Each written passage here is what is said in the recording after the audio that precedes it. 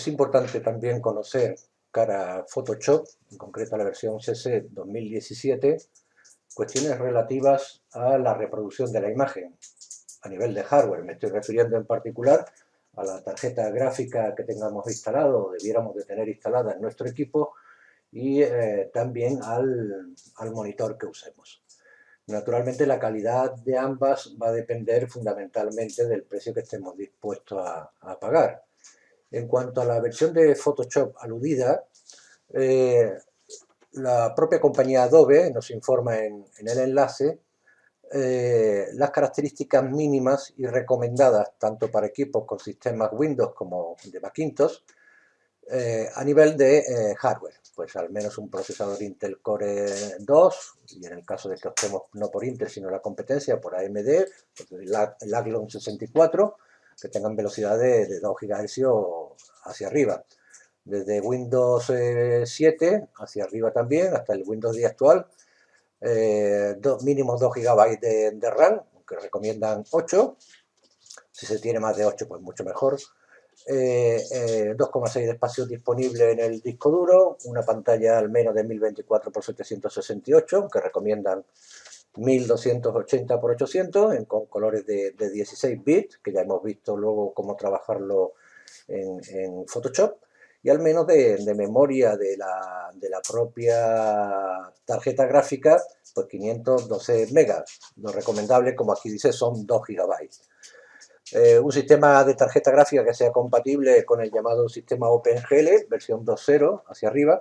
Esto no nos debemos de preocupar mucho porque todas las tarjetas gráficas hoy día, a menos que tengamos un ordenador antiquísimo, va a cumplir este requisito y que ya veremos que es especialmente importante para Photoshop. Bien, en función de que tengamos versiones inferiores de Photoshop CC al de 2017, por ejemplo, la versión 2015 o bien a secas la de Photoshop CC 2014, o incluso todavía inferiores, ¿verdad? Pues vamos a ver en este documento cuáles son los requerimientos mínimos. Si de lo que hablamos es de los requerimientos específicos para a nivel de gráficos, de la tarjeta gráfica en particular, aquí Photoshop desarrolla esos requerimientos. Que usemos una tarjeta gráfica con un procesador gráfico compatible. Es decir, los ordenadores, como todos sabemos, traen su propio procesador, al que se le suele denominar con el acrónimo de CPU.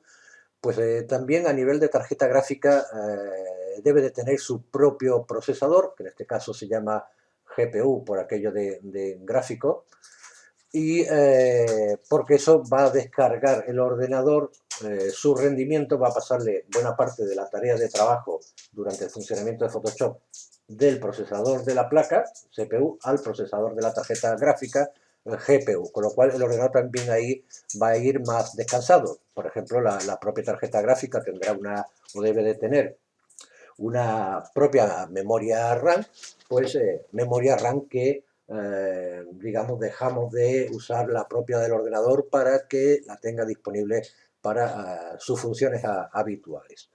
Bien, ese ordenador, perdón, esa tarjeta gráfica con ese propio procesador o GPU, pues va a permitir hacer determinadas cosas, ¿verdad? Como conservar el tamaño de imagen, hacer una buena selección de enfoque, utilizar la función desenfoque de Photoshop, hacer un enfoque suavizado, es decir, bajamos la reducción o reducimos el ruido. Nos permitirá hacer pintura al óleo con un puntero, para eso precisamente es para lo que sirve lo que antes habíamos aludido como OpenCL, etcétera, ¿verdad? Bien, hay una serie de tarjetas gráficas que Photoshop, o mejor dicho Adobe, ha aprobado ya satisfactoriamente, que son las que vemos aquí. Y bien, debemos de tenerlo en cuenta a la hora de comprar una tarjeta gráfica si queremos renovar parcialmente el contenido de nuestro ordenador para que en particular trabaje mejor Photoshop. Bien, una de las marcas líderes en el mundo en materia de tarjeta gráfica es Nvidia o Nvidia, bueno, fabrica las principales tarjetas gráficas, produce los elementos esenciales de las tarjetas gráficas, aunque ellos no venden directamente, sino son distintos fabricantes, como Gigabyte o MSI, los que utilizan estos componentes y bajo la propia marca sacan al mercado cantidad de tarjetas gráficas.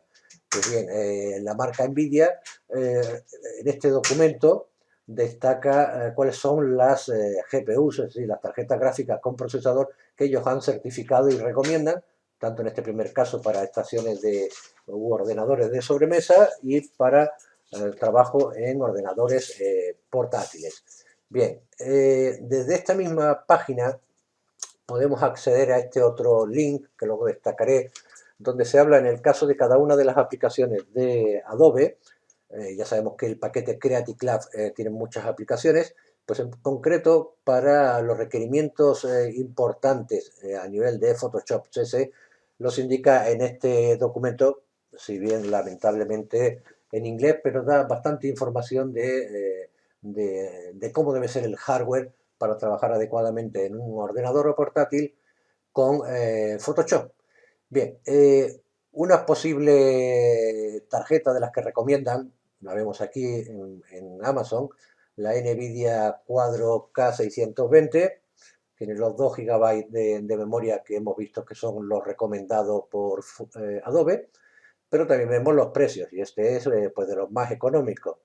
Si no nos vamos a esta categoría, que sería, digamos, la alta para nivel de Photoshop, nos podemos ir a categorías inferiores. Yo en particular he optado por el modelo Asus GT730. Aquí lo importante es que GT730 es el modelo de procesador de la marca Nvidia y, como digo, pues es otro fabricante, Asus, el que monta su procesador. Luego, en Amazon, en cualquier otra tienda, podríamos buscar por GT730 y nos saldría tarjetas gráficas de diferentes fabricantes y podríamos un poco comparar precio y características adicionales. Bien, en este caso, bueno, pues es de destacar las conexiones que tiene. Si vemos aquí en una ampliación de la imagen, vemos que tiene conexión para un sub-D, que llamamos, el clásico conector de toda la vida de VGA, que va de la tarjeta gráfica al monitor. Nos ofrece además una conexión HDMI, pues para conectar este ordenador con esta tarjeta pues a un PC o bien a un monitor que tenga entrada HDMI. Y esta pues de HDI, que es una conexión también, en este caso específicamente para tarjetas gráficas. Lo bueno de esta tarjeta seleccionada es pues que tiene 3 tipos de conexiones, lo cual indica que nos permitiría tener incluso 3 monitores conectados al mismo tiempo y funcionando, no para que tengan obviamente la misma imagen en todas ellas, sino para repartir el escritorio de Windows en 3 partes o en 2, ¿vale? Entonces puede ser una situación ideal para en un monitor tener, digamos, todas las opciones, barra de herramientas, paneles, etcétera, de Photoshop en un monitor, como digo, y en otro dejar lo que es en sí la imagen que vamos a ir retocando, en vez de tenerlo todo en una única pantalla, que bueno, que nos obliga a que todos los elementos que en él aparecen estén en un tamaño inferior. Respecto a la tarjeta gráfica, bueno, pues decir que esta tarjeta, si lo vemos aquí, tiene su propio ventilador, lo cual es recomendable. En ese caso, esta tarjeta se le llamaría que es activa, tiene un disipador de calor por ventilación, que bueno, que está bien si dejamos el ordenador funcionando mucho tiempo, que la tarjeta gráfica de esta manera puede durarnos, según datos estadísticos, 2,5 veces más de tiempo. Luego, en ese caso, yo creo que es una inversión más bien rentable. Si fuera tarjeta gráfica que no tuvieran ventilador, sino una serie de barras metálicas, sería simplemente un modelo pasivo y utilizaría únicamente disipadores de calor para refrigerar de alguna manera, de manera pasiva, la tarjeta gráfica. Bien, otra de las cosas importantes que podemos ver en este modelo de tarjeta es, bueno, cosas como que tiene 2 GB de RAM, ya lo hemos visto como que es importante, una conexión PCIe, ahora veremos lo que es, y este modelo pues también tiene una característica denominada CUDA. CUDA significa que ese procesador que lleva la tarjeta puede ser usado en un momento dado por el propio ordenador, incluso cuando no estemos en tarea de fotografía o ni siquiera el Photoshop abierto. Es decir, en ese momento empezaría a comportarse como un procesador adicional al procesador del propio ordenador. Estaríamos trabajando en ese caso con 2 procesadores, con lo cual en general las operaciones del ordenador con cualquier otra aplicación estaría mejorando mucho. Bien, busquemos por lo tanto una tarjeta gráfica, si no esta, cualquier otra que reúna estas características mínimas exigidas por Adobe, pero que también tenga la característica o la prestación CUDA con C. Bien, lo vemos en este caso, me he ido a este mismo modelo, a la casa del fabricante, Asus, y vemos efectivamente que trabaja con un núcleo de CUDA, por lo tanto nuestro ordenador en general, no solamente en tareas gráficas, funcionará mejor. Hemos visto que tiene 3 tarjetas, que es una salida sub-D, que es la de toda la vida, el conector azul de VGA, el DVI, que es el blanco, y una salida HDMI pues, para conectarlo a un monitor o a un televisor que tenga ese conector de entrada. Bien, en cuanto a la prestación HDP que hemos visto, que si os habéis percatado aquí, bueno, lo que significa es que en el caso de que estemos reproduciendo contenidos protegidos por propiedad intelectual, pues vía televisión, como son los nuevos operadores de Netflix o HBO, que reproducen contenidos protegidos, vamos a poder conectar el ordenador directamente al televisor, permitiéndose que se reproduzcan. Si no, no podremos reproducirlo en un televisor. Tendríamos que acceder a estos canales de televisión online viéndolo directamente en el monitor del ordenador. Una cosa importante es si optamos por tener un segundo monitor, tercero ya me parecería excesivo. Bueno, naturalmente, como siempre, Windows, como podéis imaginar, cuando se le conecta 2 monitores, sabe perfectamente qué es lo que queremos hacer, es decir, dividir el escritorio en 2. No, automáticamente no nos va a salir los mismos contenidos en uno y otro. Lo que sí nos preguntará es qué parte del escritorio debemos sacar en el monitor de la izquierda y cuál es el de la derecha. O, dicho de otro modo, cuál va a ser el monitor principal y cuál es el secundario. Y el propio Windows va a gestionar bien el reparto de funciones, por decirlo de alguna manera. Pero yo recomiendo la aplicación Actual Multiple Monitors, la versión 8.10, que es la que va en este momento, que yo la tengo instalada y que permite, digamos, casi dinámicamente repartir los contenidos. En un lado la imagen o foto que vamos a retocar, en la otra una serie de botones de Photoshop. Es una buena aplicación para esto. Yo os la dejo puesta en mi Dropbox. Pongo el enlace aquí. Y lo pongo aquí también para que lo tengáis más visible y lo podáis anotar parando por un momento la reproducción del vídeo que os estoy grabando.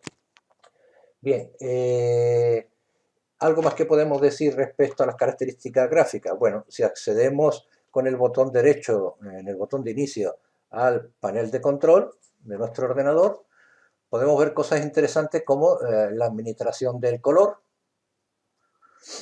En este caso, por ejemplo, la administración del color de aquí que hemos actualizado recientemente, aquí. Esta es la pantalla que en este momento tengo instalada y nos permite, digamos, administrar dinámicamente los colores RGB. Bien, más cosas que podemos ver aquí, pues en temas de la pantalla,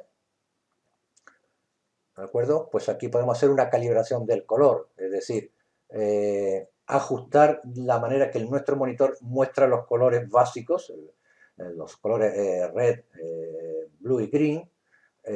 Puede ser que nuestro monitor esté un poco desajustado en ese sentido y este menú, dando al botón siguiente, vamos a poder calibrar los colores. Es importante hacerlo una vez cuando tengamos una nueva tarjeta gráfica, un nuevo monitor, y en principio nos podemos desentender de este tema. En cuanto a la resolución, aquí tendremos que elegir qué resolución. Ya hemos visto que Photoshop recomendaba unas resoluciones mínimas. Aquí lo podemos ver. 1024 por 768, pero mejor, recomendado 1280 por 800. Bueno, para nosotros cumple este monitor, el que yo tengo en este momento, porque me soporta 1280 por 1024, que es la máxima que admite este monitor. Podría bajar, pero no me interesa, naturalmente. La orientación horizontal, que es como tengo el monitor en este momento, pero pues a cualquiera se le ocurrirá que es mucho mejor situar el monitor de manera vertical, porque se corresponde más quizá con el diseño de Photoshop, sobre todo si estamos trabajando con una fotografía muy rectangular en forma vertical. Le podríamos dar aquí y lo cambiaríamos automáticamente a vertical el monitor. Tenerlo presente que también es importante que la zapata que lleve el monitor permita posicionar, girar 90 grados el monitor y que aún así el soporte siga funcionando. Bien, algo más de aquí, de este menú, lo podéis tener en la opción de panel de control de NVIDIA. Bueno, eso en el caso, como el mío, de que tengamos instalado una tarjeta con este tipo de procesador y podemos personalizar mucho el hardware que trae la propia tarjeta. Si no es del fabricante NVIDIA, pues probablemente de otro procesador aparezca aquí una opción similar. Y por último, en el botón de sistema podemos ver cosas o características para ver en qué medida nos ajustamos a los requerimientos que hemos visto exigidos por Adobe para trabajar adecuadamente con Photoshop. Lo vemos aquí, Intel Core i7, que era el que recomendaba, este va a 3,40 GHz de velocidad. Y si nos vamos a la opción de administrador de dispositivos, también aquí hay cosas que nos interesan. Si doy doble clic al adaptador de pantalla, aparece la tarjeta gráfica que tengo instalada en este ordenador, la NVIDIA GeForce GT 630, y que si además si estuviera algún error, estuviera funcionando regular, pues tendríamos que venir aquí para tratar de solucionar el problema. Acostumbrémonos también a venir a este mismo menú para, con el botón derecho, actualizar software del controlador, por si Windows no lo hace automáticamente, de forma que siempre tengamos el último driver de la tarjeta.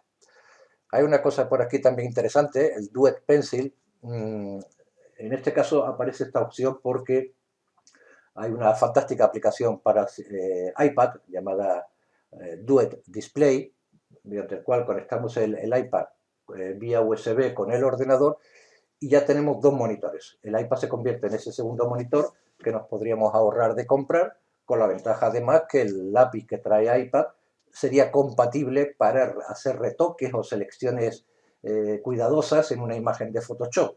Convertiríamos, digamos, nuestro ordenador en un sistema táctil, lo cual es ideal también para trabajar con Photoshop. Bien, básicamente esto es lo que quería comentaros a nivel de hardware. Digamos que es algo en el que nos tenemos que no aprender, simplemente comprobar en nuestro ordenador que cumplimos estos requerimientos y en principio sería suficiente.